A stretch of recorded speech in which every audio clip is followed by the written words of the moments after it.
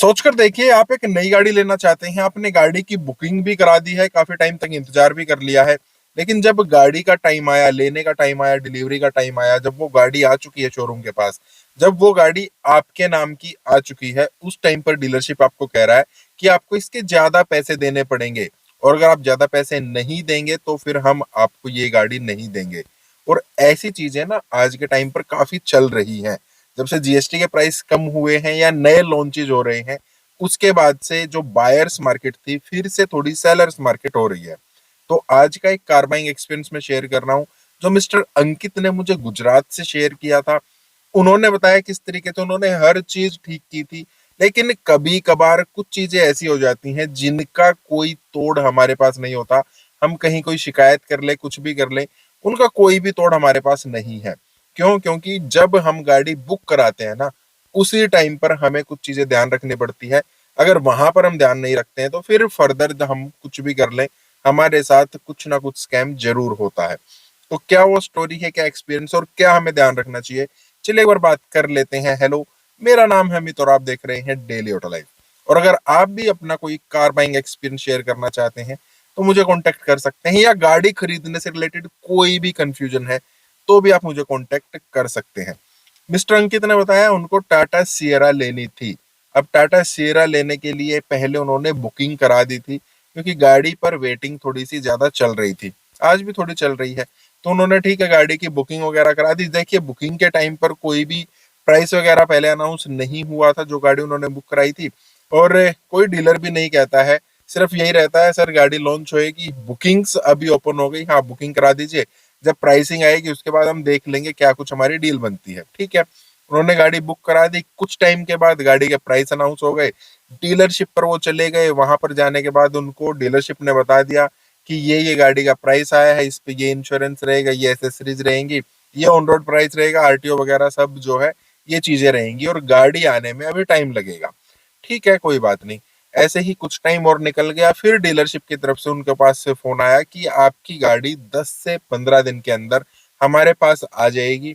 आपने कहा था आप गाड़ी लोन पर लेने वाले हैं, तो अपना लोन प्रोसेस आप शुरू कर दीजिए। आप हमसे लेना चाहते हैं या आप बैंक के थ्रू लेना चाहते हैं, जो भी है आप अपना लोन वगैरह जो है पास करा के रख लीजिए। जैसे ही गाड़ी आएगी हम आपको गाड़ी की डिलीवरी दे देंगे, आपको इन्फॉर्म कर देंगे। यहाँ तक सब ठीक है। अब कुछ टाइम पहले ही, मतलब गाड़ी आने से कुछ टाइम पहले ही, अंकित जी के पास दोबारा से फोन आता है कि आपकी गाड़ी वहां से चल चुकी है, 2 4 5 दिन में आपके पास गाड़ी आ जाएगी, आप एक बार यहाँ पर आ जाइए, कुछ पार्ट पेमेंट वगैरह जो भी है आप कर दीजिए। ठीक है, अब अंकित जी वहां पर पहुंचे, तब तक उन्होंने देख लिया था डील वगैरह उन्होंने क्या दी है, डील को उन्होंने अच्छे से समझा। वहां पर अंकित जी को पता लगा कि इन लोगों ने इंश्योरेंस का जो प्राइस है वो काफी हाई लगा रखा है, 70,000 के आसपास है, जबकि ऑनलाइन उनको 30,000 में सेम इंश्योरेंस सेम कंपनी से सभी एड ऑन के साथ मिल रहा है।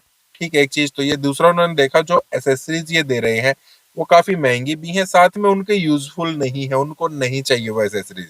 वो डीलरशिप के पास गए, उन्होंने कहा कि गाड़ी पर डिस्काउंट डीलर कह रहा है सर टाटा सीरा पे डिस्काउंट थोड़ी ना मिलता है। चलो कोई बात नहीं, नहीं मिलता, ठीक है। जो ये इंश्योरेंस है ये मैं आपसे नहीं लेना चाहता हूँ, क्योंकि आपने प्राइस ज्यादा लगा रखा है। या तो आप इसको मैच कर दीजिए, अदरवाइज मैं अपना इंश्योरेंस लूंगा, साथ में एसेसरीज मुझे नहीं चाहिए है। हालांकि जब गाड़ी आ जाएगी उस टाइम पर मैं देख लूंगा कि आपकी एसेसरीज की क्वालिटी कैसी है और उस गाड़ी पर कैसी लगेगी।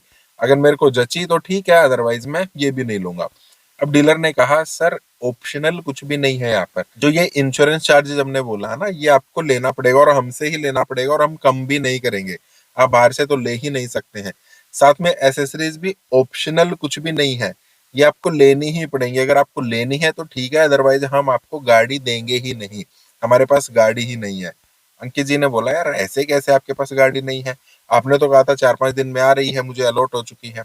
अब डीलरशिप ने कहा सर नहीं, वो हमारी ना थोड़ी गलती हो गई थी, इस गाड़ी पर अब 4 से 6 महीने की वेटिंग है, हम आपको गाड़ी अभी नहीं दे पाएंगे, जब आपकी गाड़ी आएगी 4 से 6 महीने बाद तब आप आ जाना। अभी तो सिंपल सी चीज है, अंकित जी समझ रहे हैं जैसे हम भी समझ रहे हैं कि अब डीलरशिप गाड़ी देना नहीं चाहता, क्योंकि वो एक्स्ट्रा चीजें, एक्स्ट्रा पैसा एक्चुअली उनको नहीं दे रहे हैं। अंकित जी ने टाटा को भी इस रिगार्डिंग मेल कर दी, वहां से कोई भी जवाब उनको नहीं आया।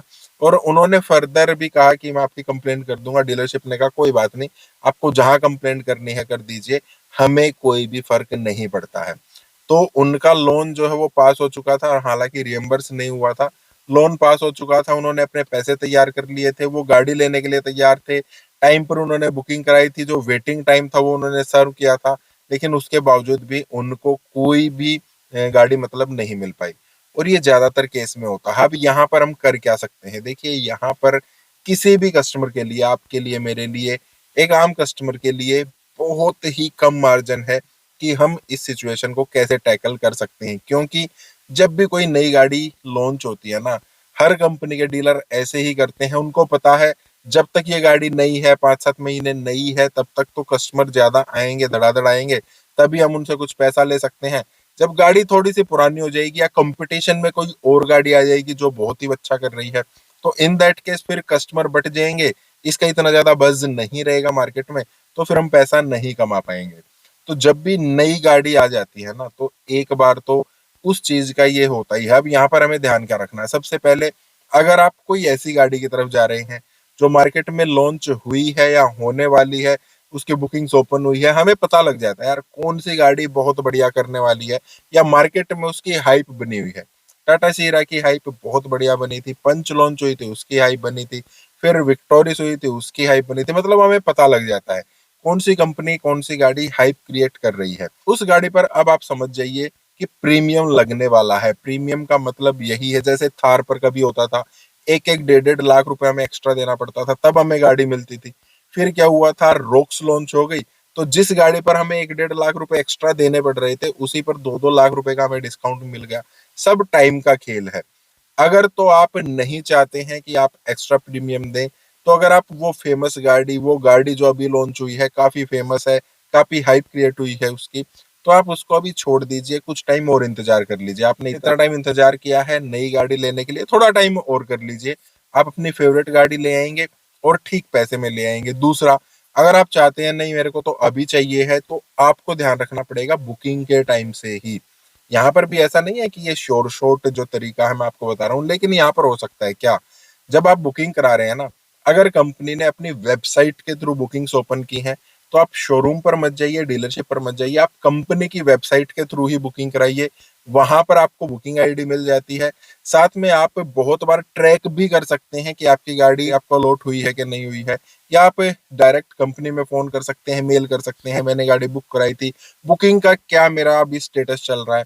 तो इन दैट केस आप अगर डायरेक्ट कंपनी से बुक कराते हैं तो वो फायदा है, या अगर डायरेक्ट कंपनी के थ्रू हम बुकिंग का ऑप्शन नहीं आता है, डीलरशिप के थ्रू हमें जाना होता है, तो आप डीलरशिप को बोलिए कि आपने मेरी बुकिंग कर दी है, इसको मैं ट्रैक कैसे कर सकता हूँ, या आप मुझे कोई बुकिंग नंबर दे रहे हैं, उसको कैसे पता कर सकता हूँ, जो बुकिंग आपने मुझे कराई है वो मैं कंपनी में कैसे पता कर सकता हूँ, मुझे कैसे पता लगेगा मेरी गाड़ी आ चुकी है नहीं आ चुकी है। ऐसे कैसे हो सकता है कि मेरी गाड़ी आए तो वो मुझे ही मिले, यहाँ पर किसी और को वो डिलीवर ना की जाए।